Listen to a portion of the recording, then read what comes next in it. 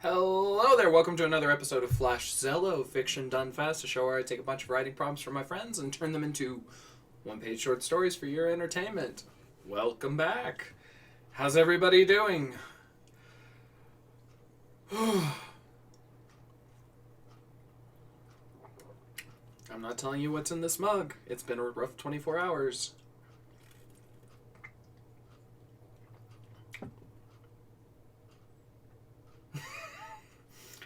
Stares into the middle distance.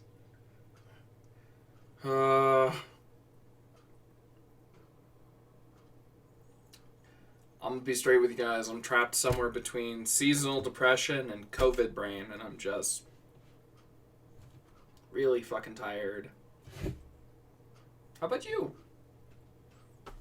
Also, I can't tell if I'm just... Okay, I think I'm just washed out because of the brightness. So it goes. How... Oh god, I hope everyone's doing better than I am. I'm having a day. It's just root beer, by the way. Okay. Yeah. That boy is drinking a lot of beer in mid-afternoon. You're not my mom! Oh, like...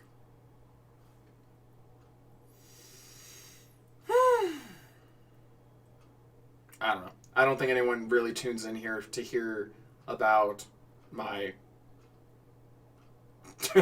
tenuous mental state. So.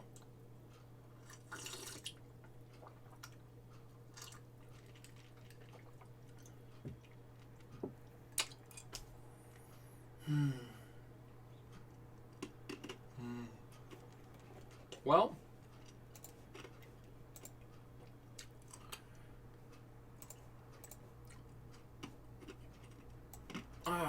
Dude.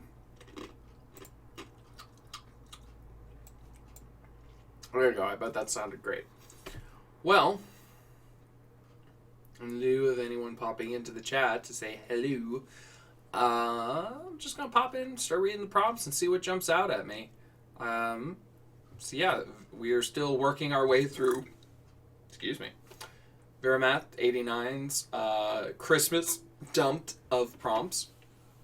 So we still have the most traumatizing bedtime story ever told. What's the connection between a Mossad agent who's seen it all, two surfer dudes who think they invented the Ponzi scheme, a leprechaun and a 12-step program, and the world's largest hairball? A scientist examine... That's just a fucking Mad Libs, man. What am I gonna do with that? Anyways, scientists examine a zoological oddity, a reindeer with a bioluminescent nose. The Earth has stopped spinning. In the apocalyptic wasteland that ensued, only one man can make a difference. His name is Quokka Johnson. And then a taunt she gave us. So we've gone through, I think, half of his story prompts, where if we had done just Veramat stories, we would have had a whole week, 4 days, 2 stories a day, of stories. There's a very loud crow across the street. Atanshi gave us an alien abducts a person wanting to eat an alien. And then we got 2 new ones since yesterday from Scarlet Fury, who... What did she say? She said, I'm in the skid steer again, so I'll be in and out. I'm going to be completely straight with you guys. I don't know what a skid steer is.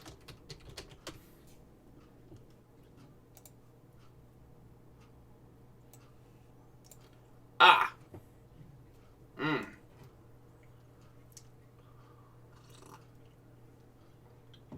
know, even though I grew up in the country, like I lived about 2 miles outside of a farm town in Illinois until I was about 9. There were cornfields everywhere, but like I acclimated to living in the Vegas area hard. I got to Vegas when I was like 12 or 13. Layover in Arkansas for about 2 years. And I remember being in junior high and just being like, oh, I'm a farm kid. Like, I'm not like you, like, city kids and stuff. And then, like, when I came out to Utah to go to college, I was just like, I am a Vegas kid. I do drugs. Oh, God. Then, and in Utah, that kind of talk makes you so many friends.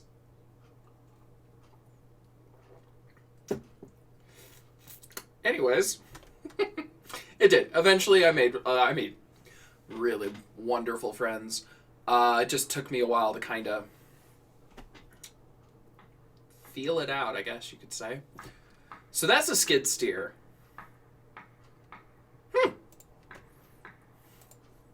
Cool. Okay. Also, I had to look up right before this stream. I looked up Mossad because I was like, okay, I've heard this term thrown around, but I don't actually know what it means. So, Mossad, short for homicide.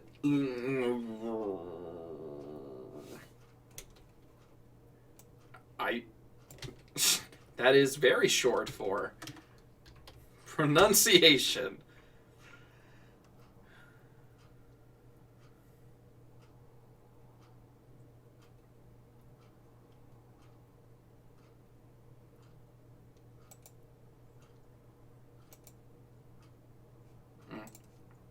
That's not helping. All right. Well, we're never going to know. Institute for Intelligence and Special Operations. National Intelligence Agency of Israel. Cool. This is one of the main entities of the Israeli intelligence community, along with Amman and Shin Bet. Responsible for intelligence collection, covert operations, counterterrorism. Okay. Okay. I am going to make a declaration here.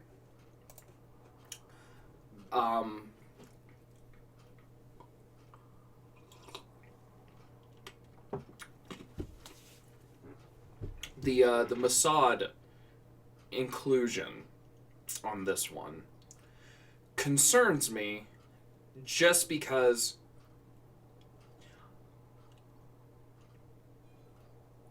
I don't want to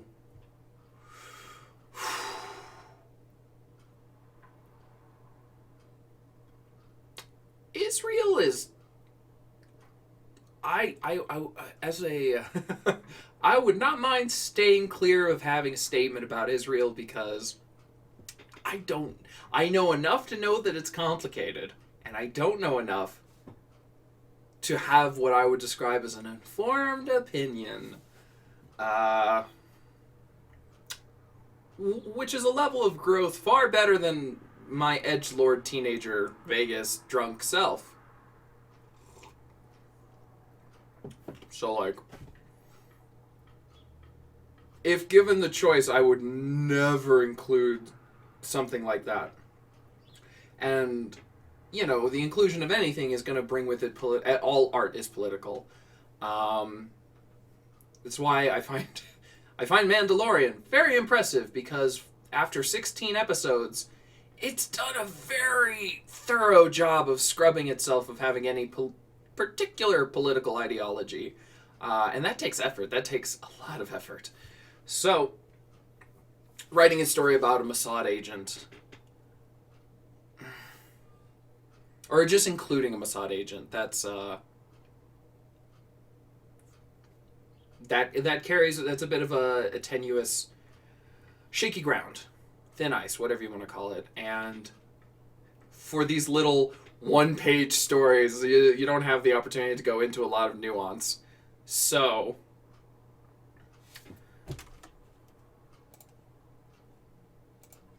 is what it is.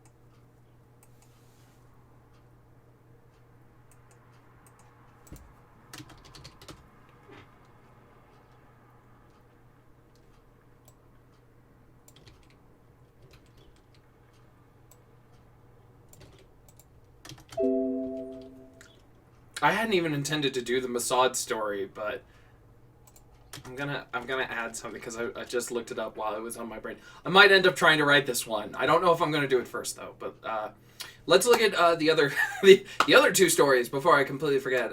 Scarlet Fury dropped us a father Minotaur tells his son their creation story of how Minotaurs came to be. I was thinking about the Greek tale of the Minotaur in the maze today. Then I tried to remember how Minotaurs came to be. Then I thought, how would they have that talk? Would it be a birds and the bees talk or more of a fairy tale bedtime story? And we're back to this is the most traumatizing bedtime story. Oh, good. It's bedtime. I'm sorry. I shouldn't have. I want more range than I have. It's bedtime. Okay. Well, let's look at what Wikipedia's got to say. Mythical creatures portrayed in classic times: head and tail of a bull, body of a man, part man, part bull, dwelt in the center of a labyrinth. Oops,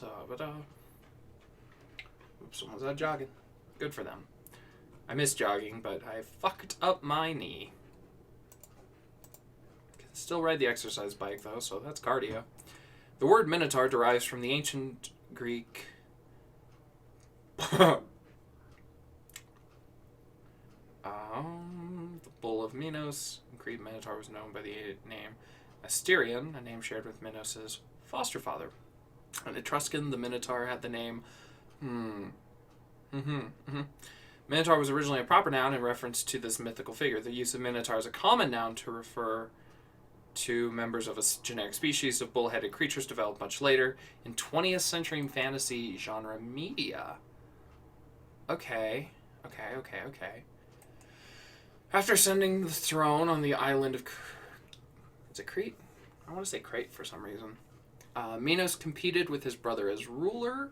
Minos prayed to the sea god Poseidon to send him a snow-white bull as a sign of the god's favor. Minos was to sacrifice the bull in honor of Poseidon, but owing to the bull's beauty, he decided instead to keep him. Minos believed that the god would accept a substitute sacrifice to punish Minos.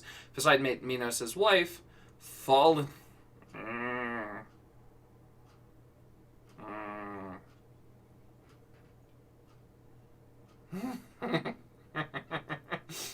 Oh, you know this is going in there.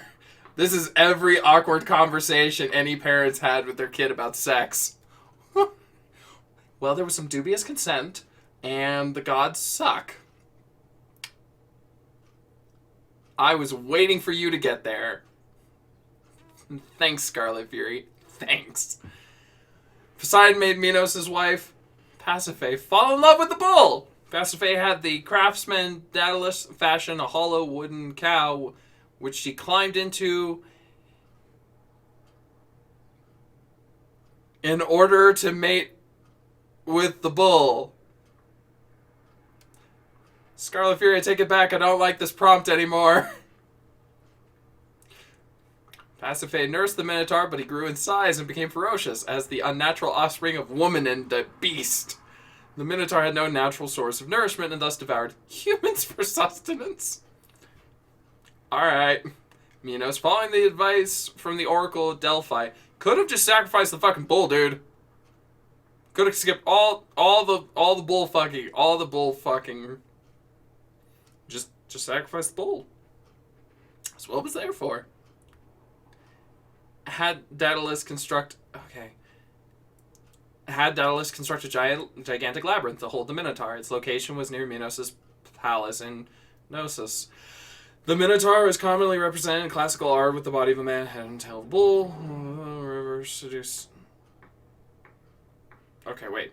According to Sophocles' Trachinae, when the river spirit Achelous seduced, oh Jesus, Greek names, Deianira, one of the guys is. This is like reading Russian theater, by the way. You ever look at the cast list for something like The Cherry Orchard or The Seagull? Fucking... I'm not saying that their names are worse, but like... I'm throwing down here. Bob is far easier to remember than like...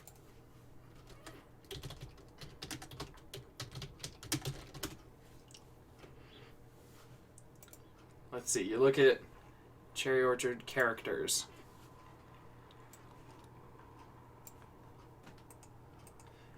I mean, this is some of the Russian theater I studied in college. Madame... Oh, I looked into the sun and I can't fucking see. I'm blind. Madame Lyubov Andreevna Ranavskaya. I mean, Peter Trofimov. That's fine. Boris Borisov Simonov Pishtik.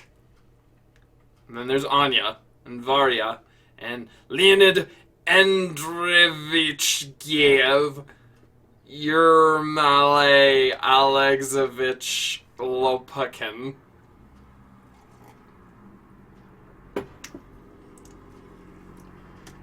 I mean, I love how it's got one of the, the actor playing Leonid Giev, his name is, the famous Stanislavski, but Konstantin Stanislavski.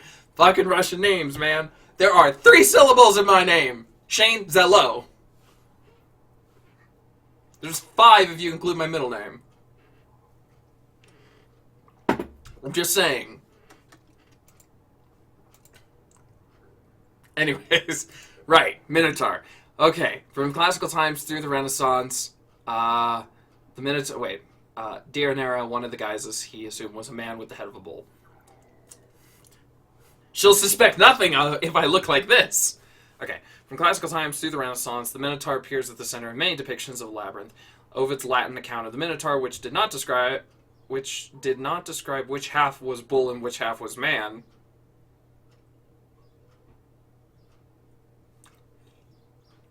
Oh dear. Just a bull body with some dude's head stuck on it? It's the retelling of Ferdinand nobody asked for. Whew. Okay. Reminiscent of a centaur. Okay, that's not as scary, I guess. This alternative tradition survived into the Renaissance, still figures in some modern depictions. Okay. Been killed by the Athenians, who were jealous of the victories. Others say he was killed by Marathon by a Cretan bull, his mother's former Tauran lover, whom...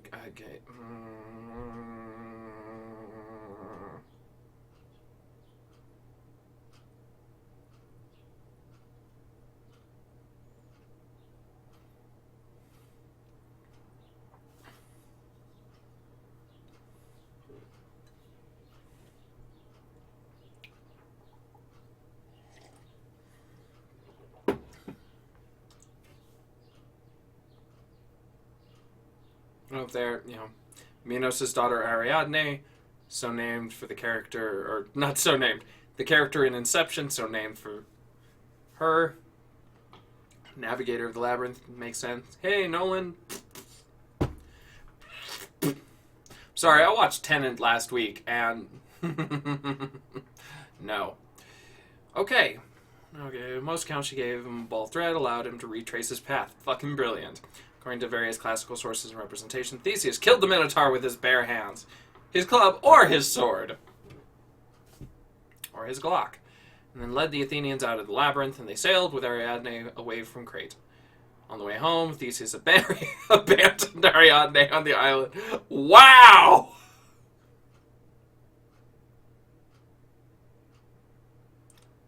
Wow! Okay. What the fuck? Theseus abandoned Ariadne on the island of Naxos and continued to Athens. He neglected, however, to put up the white sail. Oops! King Aegis, from his lookout on Cape Sununin, saw the black-sailed ship approach and, presuming his son dead, committed suicide by he threw himself into the sea. A man after my own heart. I will throw myself into the sea. This act secured the throne. Okay, Wow. Well.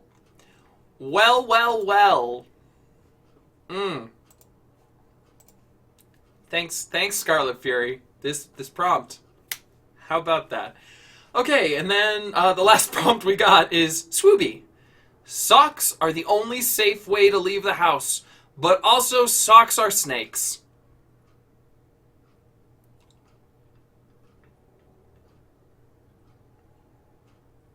Socks are the only safe way to leave the house, but also socks are snakes. Snocks are snooks.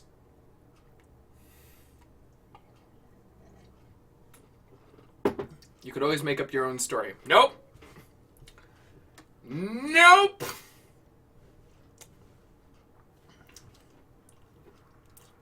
This is what you gave me, and I'm stuck with it.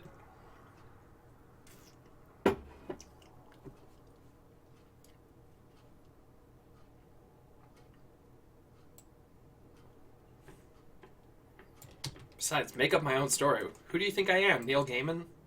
Wait. No, actually, probably picking the author of American Gods is...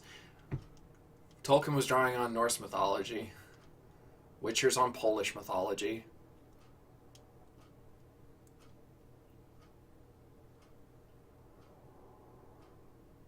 Game of Thrones is on English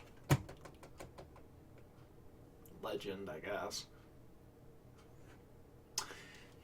Yeah, fuck it.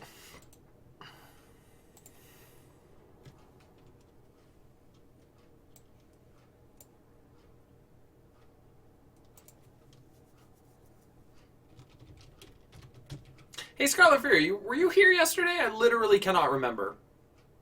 Yes. Yes. Right? Yes, you were.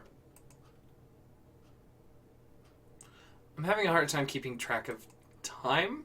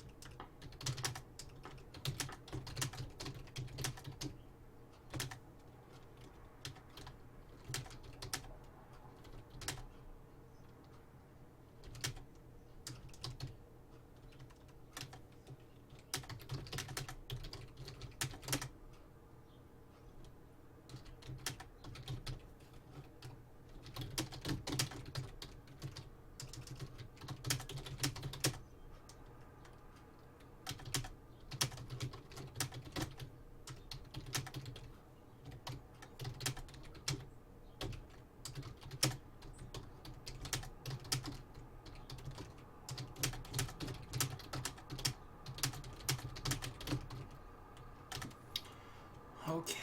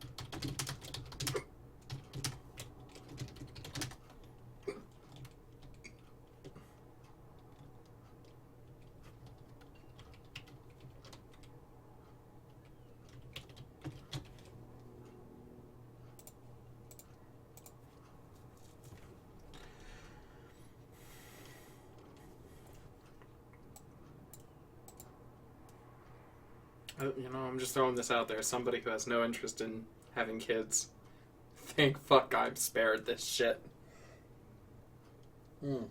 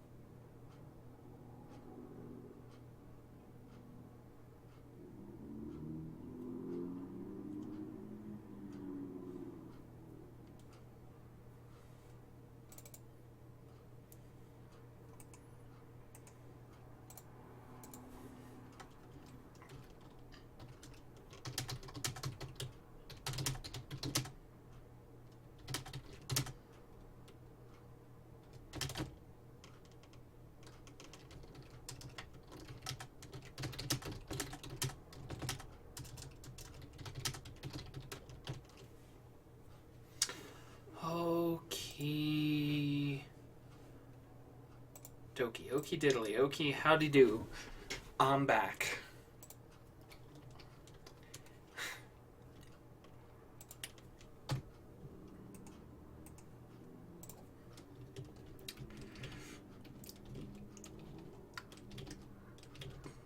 Just remember, Scarlet Furry. Scarlet Furry. Scarlet Furry is Happy New Year. Okay. This was your fault. Hey, Dad? Asked the young Minotaur, sitting on a stump in front of their house. Yes, son, responded the big Minotaur, looking up from the grill. I have a question. You can ask me anything, the proud Minotaur father said with a smile.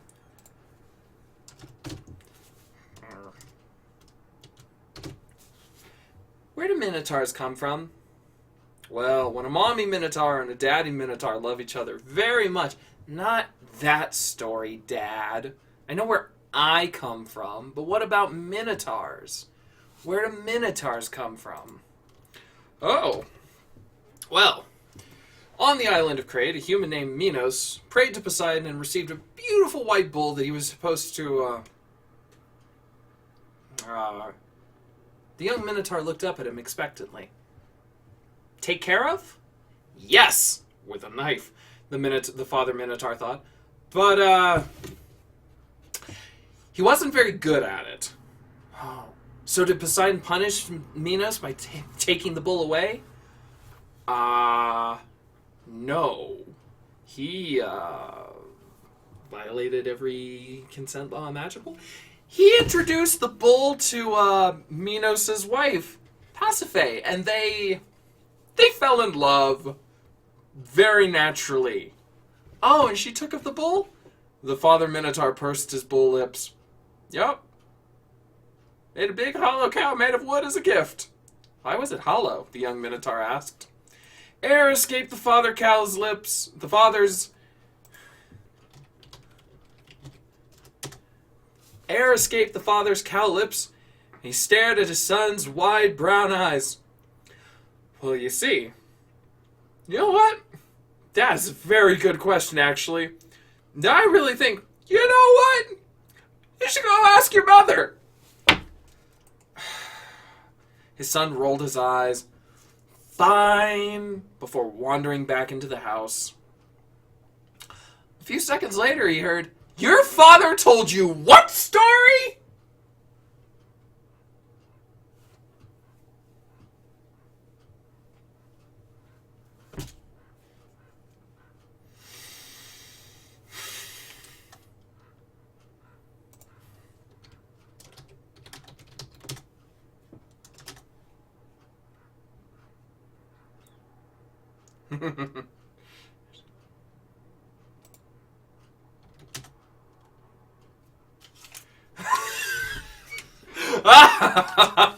Hey Shakespeare, it's been a while since you popped in. Oh shit, did you miss the whole preamble to that? Because it was good. You missed a good setup to that one. I demand a part 2. What the fuck am I gonna do in a part 2? Oh. Like... So, Shakespeare's, I want to hear the mom's attempt. So I got a story for you, before I explain this situation to Shakespeare's. My father, when I got the birds and the bees story, he told me what his parents told him, which was my grandmother and my grandfather. My grandmother said, oh, honey, go read a book. And my grandfather said, find yourself an older woman. Anyways.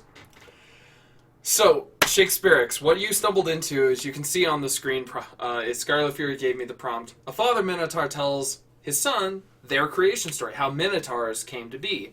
I was thinking about the Greek tale of the Minotaur and the maze today, then I tried to remember how Minotaurs came to be, then I thought, how would they have that talk? Would it be a birds and bees talk or more of a fairy tale bedtime story? And I actually didn't know the story, so I read it over here on Wikipedia. And it's fucking horrifying. Oh my god! So I was just like, I have to actually. I mean, Scarlet Fury here said you could always make up your own story. I was like, no, this has got to be the story that this poor dad is trying to explain to his son about, like, well,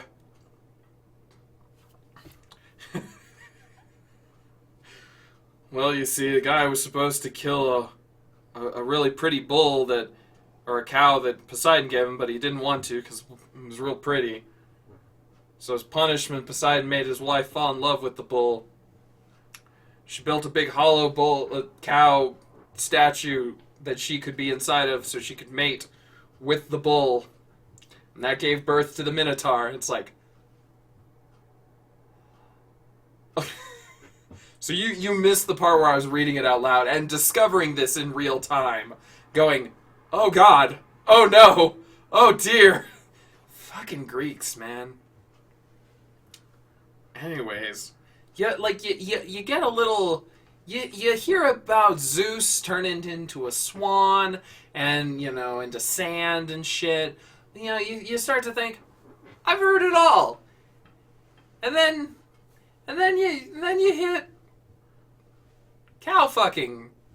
And you're just like, oh, I didn't see that, I don't know why I didn't see that coming. Where did the Minotaurs come from?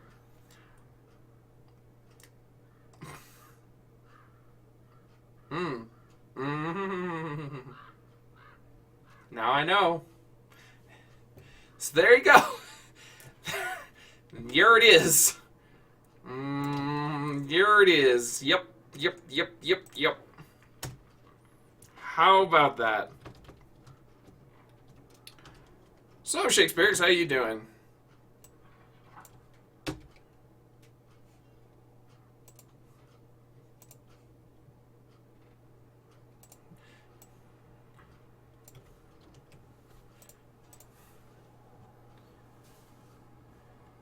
Good old Rapey Zeus. One of the few things in history that you could always count on. Zeus turning into random shit to bang women. Consent not required. Mythology's fucked, man. I watched a crash course series on mythology, and I was just like, this shit's wild. Through sober January. Why are you sober in January? Like, just because? Just you threw a dart at a calendar and hit January? That's how calendars work, Shane. Anyways.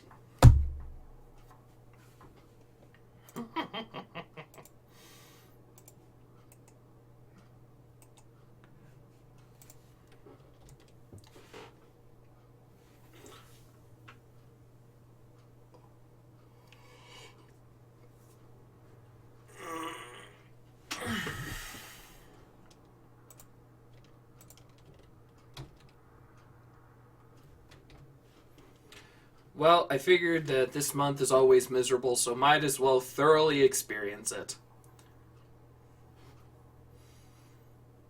Yup. I don't even... I'd say I'd join you, but I don't really drink anymore, so, like, it's kind of a hollow thing anyway.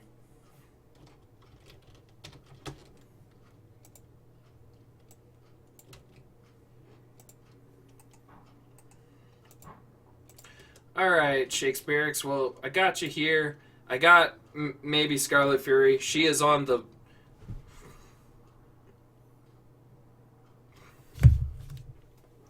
What the fuck are these things? Skid steer. She is on the skid steer, so she'll be in and out.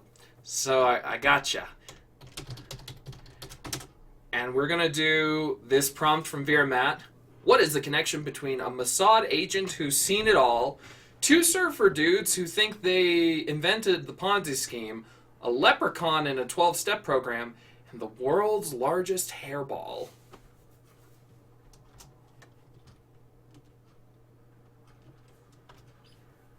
Work them handles. Handles?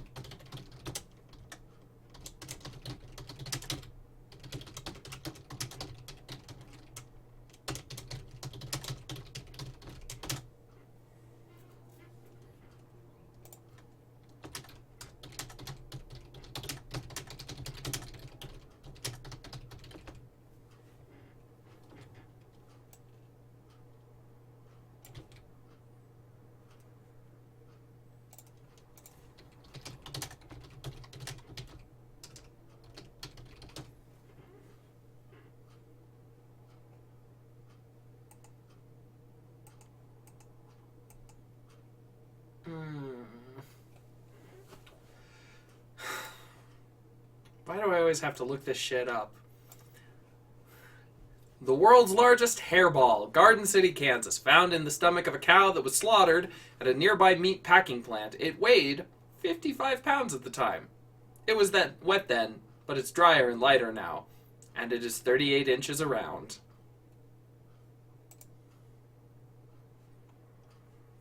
Thanks, I hate it.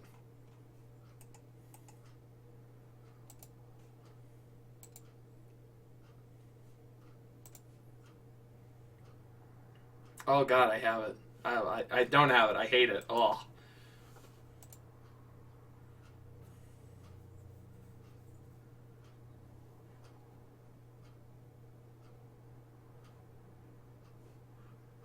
It's disgusting. Okay.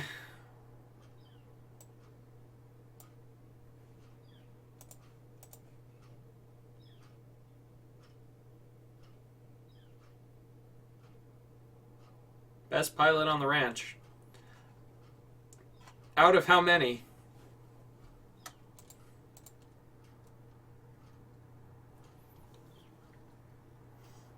This prompt is going to kill me. Okay.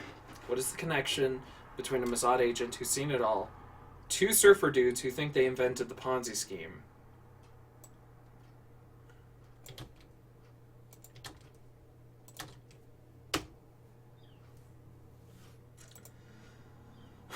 Okay, real fast. I gotta look this up. What exactly is a Ponzi scheme? Fair question. It's a form of fraud that lures investors and pays profits to earlier investors with funds from more recent investors. Okay, cool. Scheme leads victims to believe that profits are coming from product sales or other means. Okay. Okay.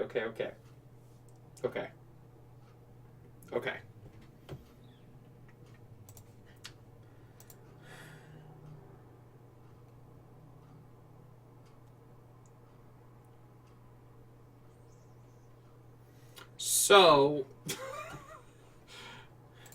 again, this is one of them fucking Mad Lib prompts that's just like, okay. So, we're at the world's largest hairball. You've got a Mossad agent who's seen it all, probably observing, right? They're like off to the side, or like they're just like listening on a bug that they've planted. You got two surfer dudes who think they invented the Ponzi scheme, and a leprechaun in a 12-step program. So they're obviously trying to recruit the leprechaun into their Ponzi scheme, right?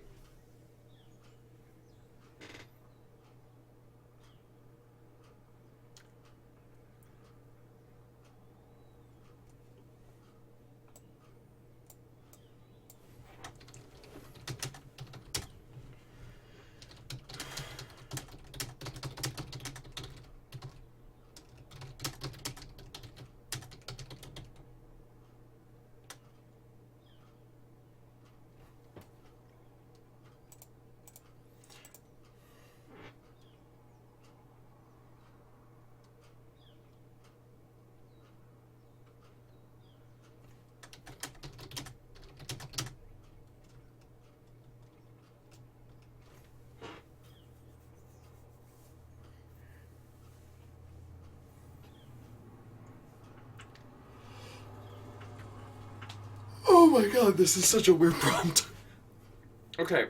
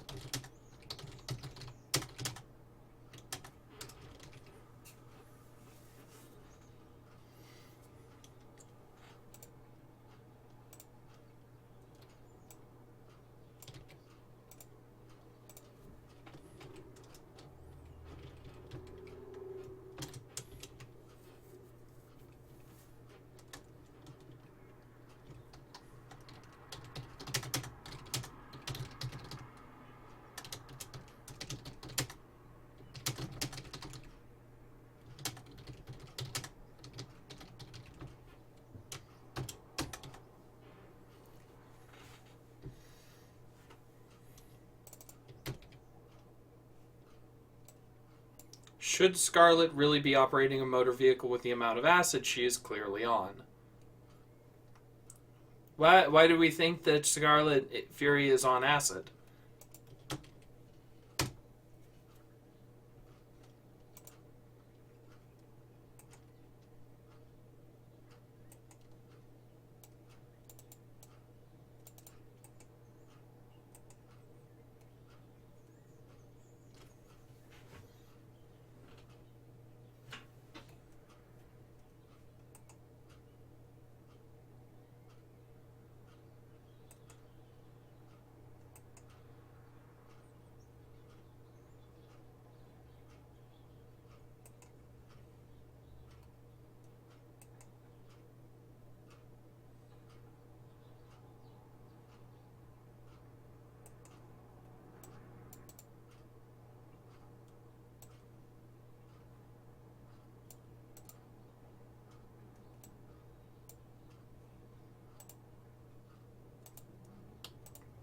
I did read that prompt, but that wasn't Scarlet Fury's prompt.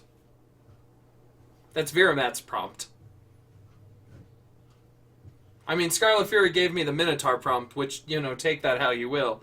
But, the Mossad surfer dude leprechaun prompt, largest hairball prompt, that's...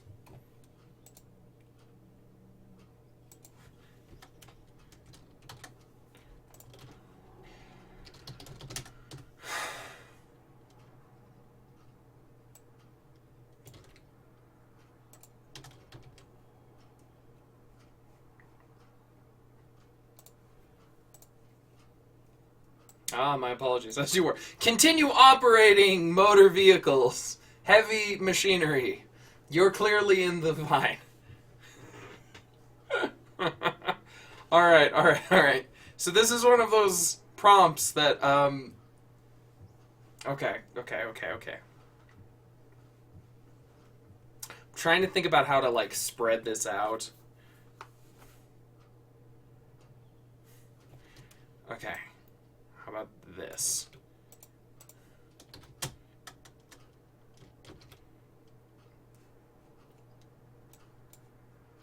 What do leprechauns do, historically? Like, we all know about the...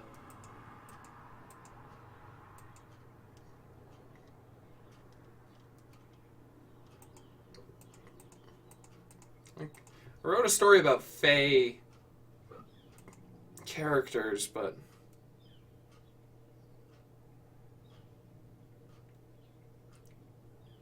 Appearance, classification.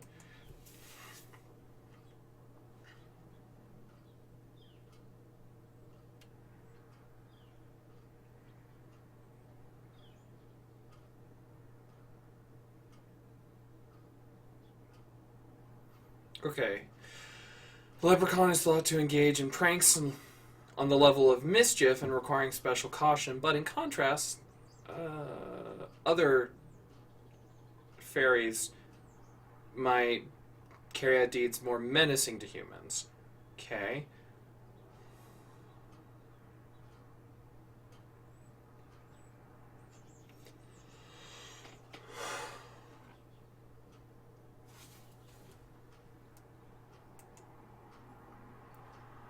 The leprechaun, according to David Russell McNally, the leprechaun is the son of an evil spirit and a degenerate fairy, and is not wholly good nor wholly evil.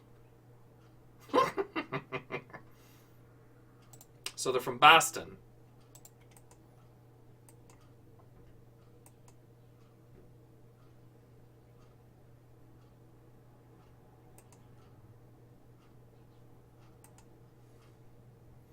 Okay, so.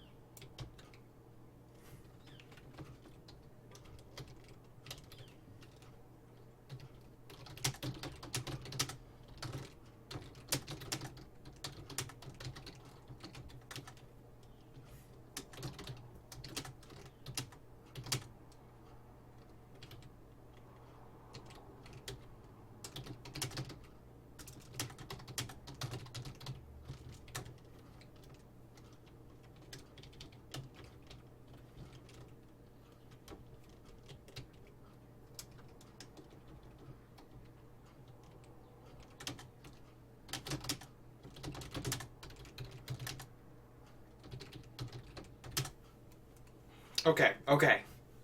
I say the same thing about my cousin. It's an easy enough joke. I almost said it about you. No, that made me. All right.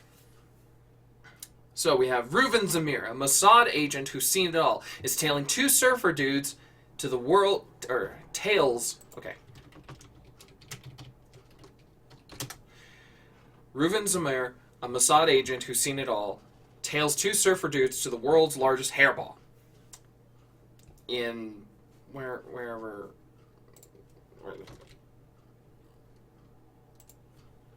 in Garden City, Kansas. Okay. Reuven Zamir, a Mossad agent who's seen it all, tails two surfer dudes to the world's largest hairball in Garden City, Kansas. But they think they invented the Ponzi scheme. Therefore, they try to recruit a new investor. But their prospective investor is a leprechaun in a 12-step program. Therefore, I don't know yet.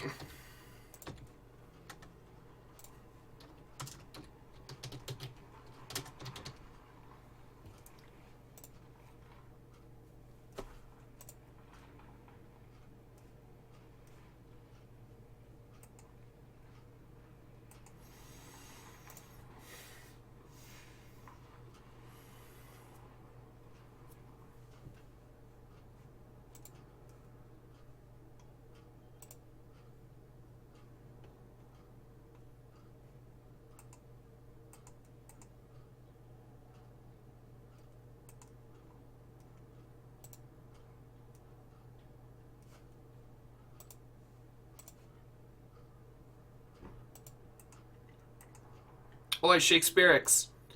Help me out here. I need a name. I need a leprechaun name. Or alternatively, two surfer dudes. Yeah, it's just gonna be Trevor and Nick.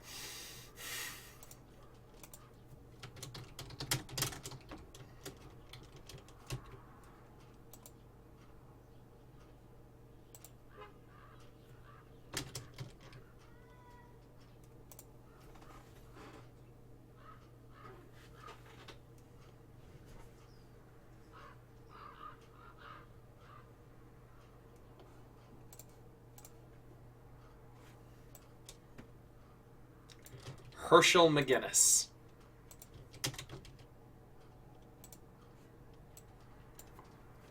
So what do you think? Do you what would a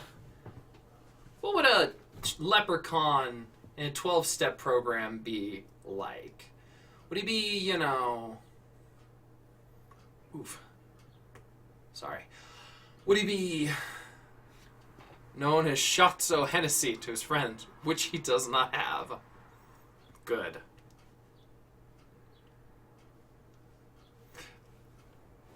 Would the fucking worst.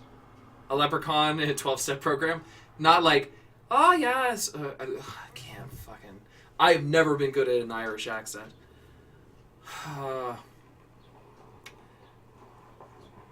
See, for a period of time there, I forced myself to not to say that his content is bad, but it wasn't quite my taste. I watched a fair amount of Jacksepticeye to try and be like, I can do an Irish accent. Oh god, it's just been such a long time. Fuck. It pisses me off because I used to be semi passable, and now I'm just not. But I almost love the idea. I am torn between being in a 12-step program who just makes him like the nicest fucking person, or just turns him into a terror. Okay.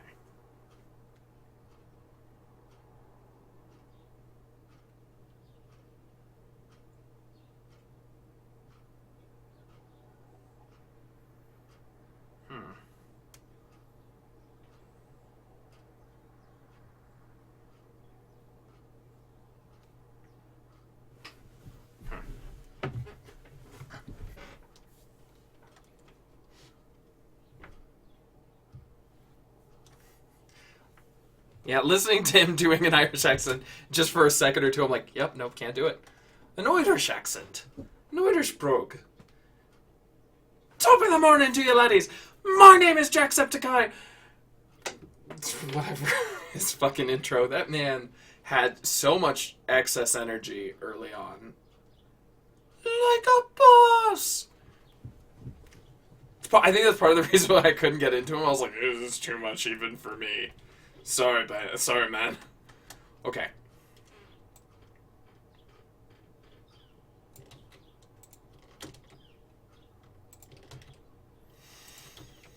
Oh, there's just so much in...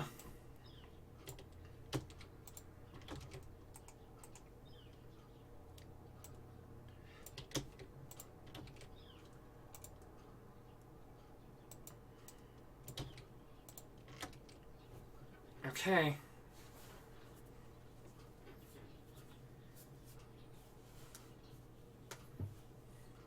Okay.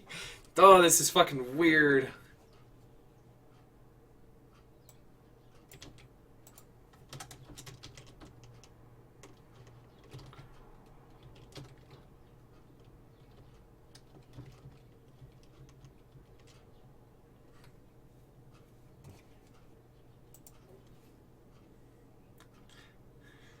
Shakespeare, so I feel like this is another one of those prompts I should have sent you off to write your own version.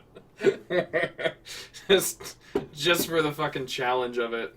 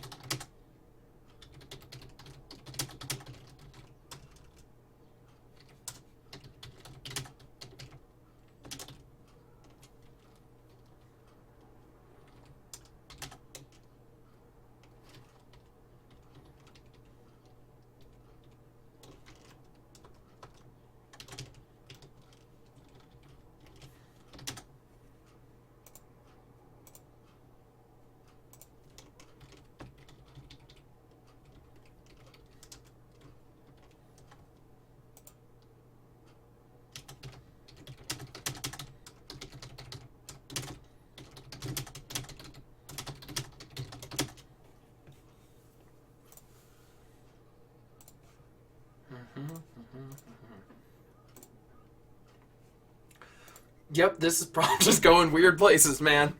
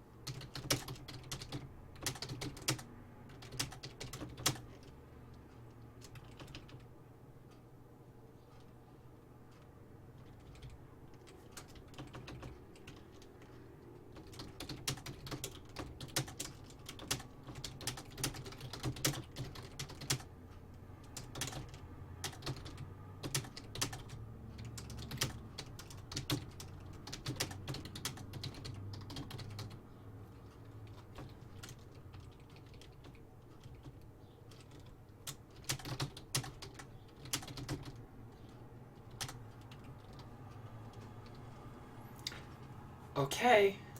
All right. I think yep. Yep.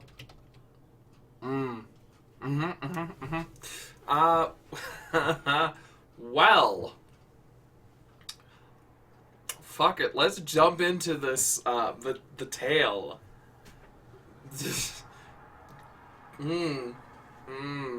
Yep. You guys ready for this?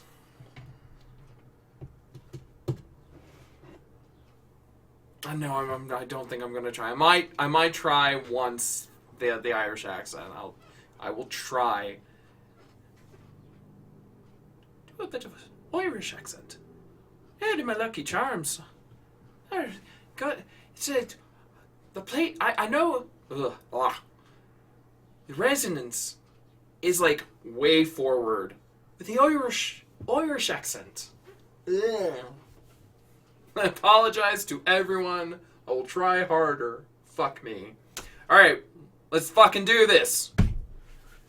It was sweltering hot. It was a sweltering hot day in Garden City, Kansas, but Reuven Zamir didn't dare turn on the air conditioner in his 1995 Toyota Camry for fear of missing out on a single word the target said. Trevor and Nick, two galaxy brains from California, might have been small fry. Judging from their performances so far, they would die that way. But they had been in touch, knowingly or not, with a lot of big fish. Fish the Mossad found mighty interesting.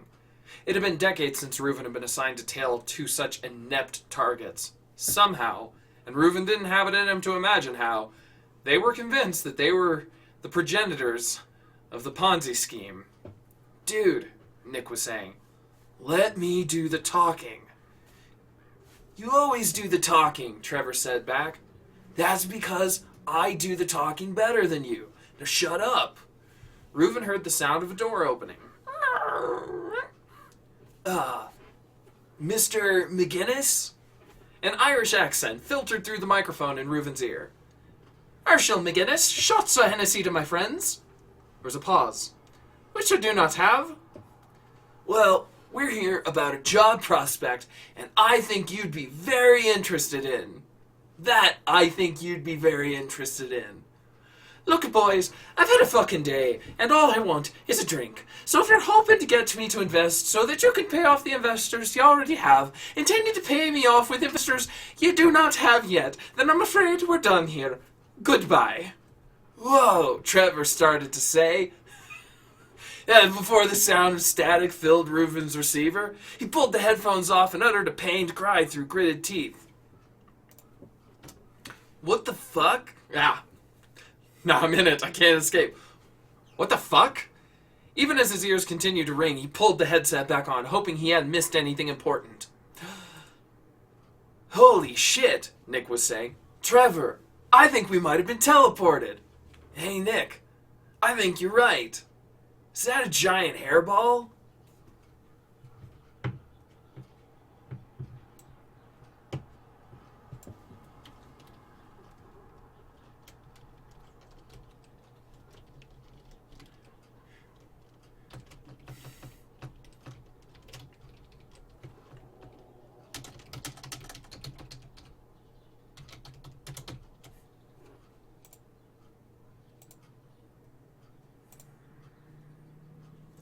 That was art. How about this? How about this for the last two lines? I want to change that. Trevor, Nick was saying, I think we may have been teleported. Was he a leprechaun? Hey, Nick. Trevor responded.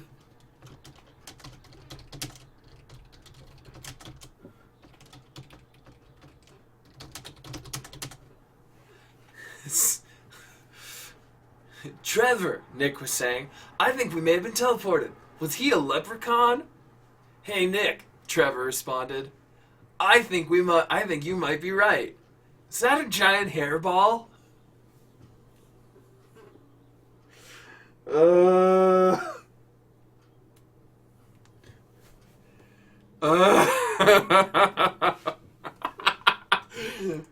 my god.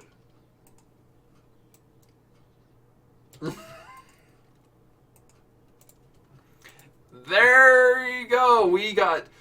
You guys are in a weird fucking mood for 2021.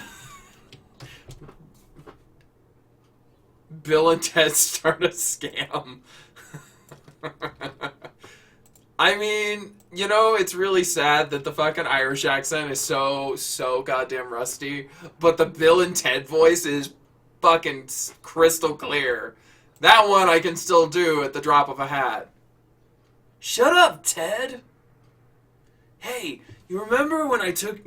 What is it? Remember when you took her to prom? Whoa. Strange things are afoot at the Circle K.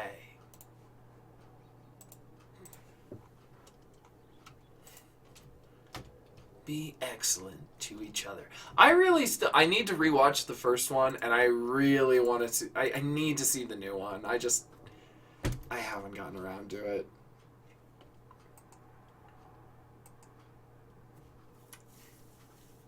Oh, Jesus.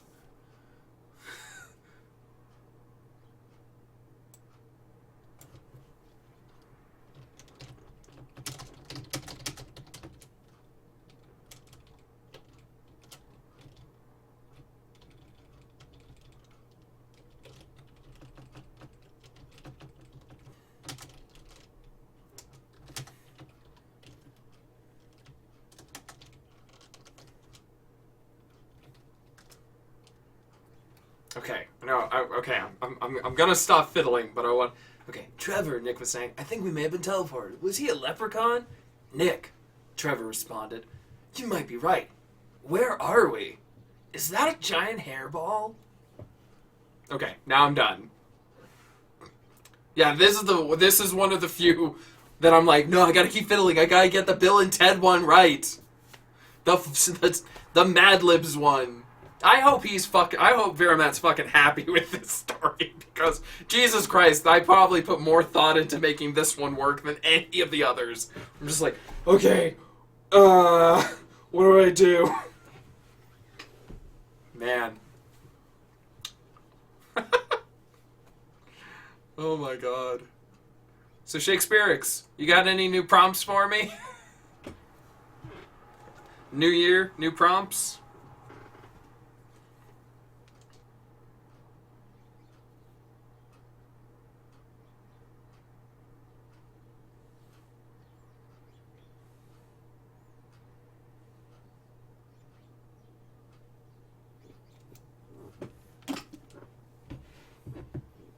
I'm not gonna lie, I looked over, I don't know if you're typing, I don't even know if you're still listening, but I looked over and I saw Bill and Ted start a scam, I was like, no, I just wrote that one.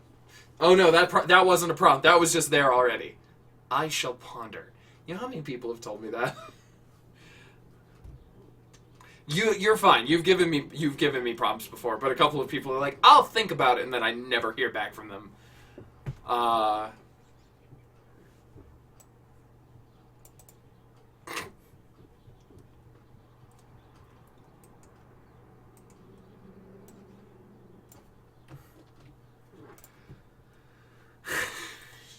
Some fucking...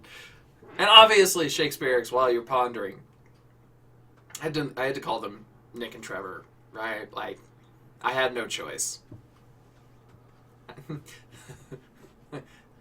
Oh my god, Shakespearex, did you hear about... since I think we're both fans, did you hear about ContraPoints? Please tell me I get to be the one to tell you about what happened to ContraPoints. Like, it's not funny, but it's funny. It's on brand.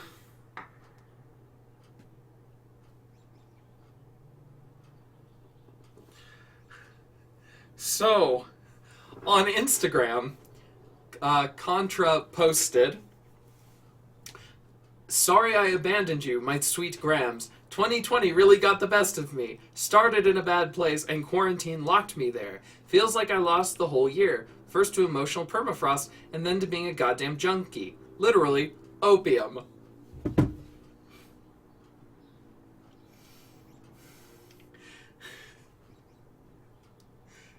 ContraPoints got hooked on opium. I shouldn't laugh, but it's just like, yeah, no, that sounds... That's the brand. The fucking hell? Frickin' hell? Not very smart, I know, but it's hard not to do, and do the thing that mutes all pain. Amazing we aren't all addicts. Nearly 5 weeks I've been off it, feeling lucky to be here alive and soberish and ready to try again. Anyway, I know sequins are traditional, but I'm not in the mood. I look like a vampire goth lurking in a princess bedroom. Maybe comment on that. You can go look up the picture on your own. Why is she so goddamn cool? I picture her at a chase lounge.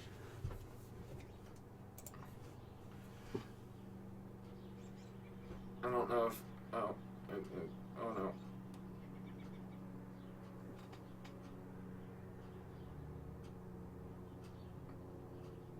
That's the best you're gonna get.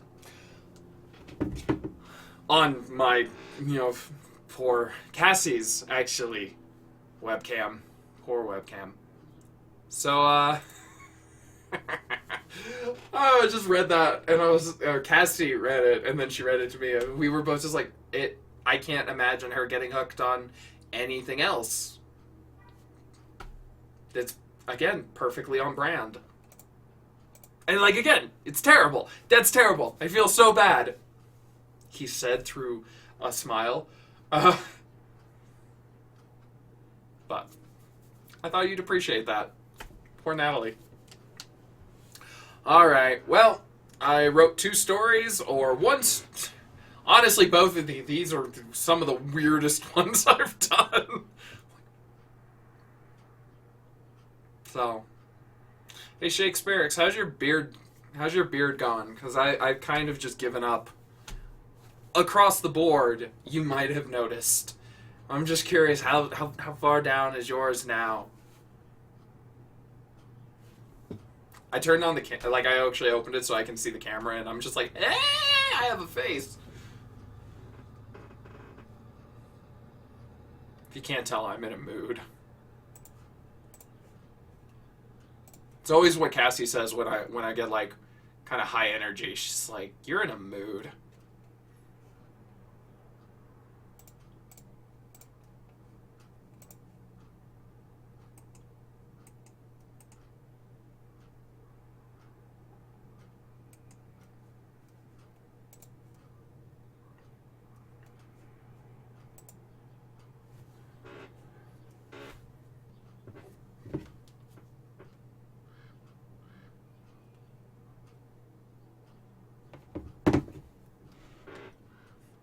I don't know if you're typing.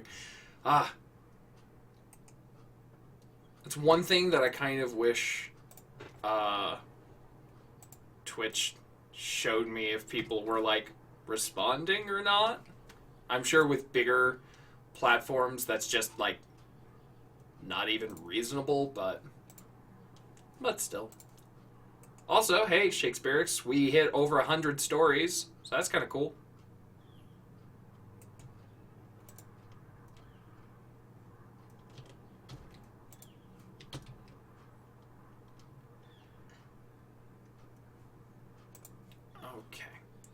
Well,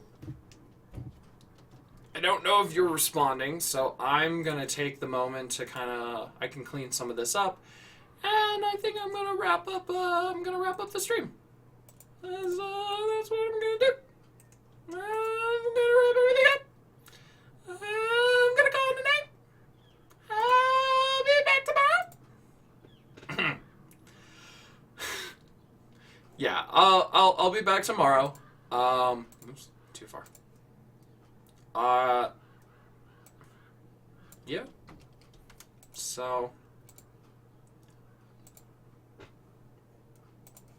same time-ish. I don't know.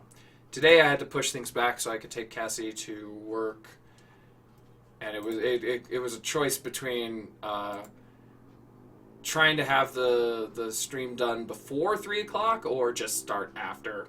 And I decided to start after. So. Alright, well. I'm gonna wrap this up. I'm gonna talk to you guys later. I'm gonna stretch, and then I'm gonna do the outro. Okay. Alrighty then. Well. That is all I have to say. That's all I have to write. And remember, No heroes in 2021. I'll see you next time.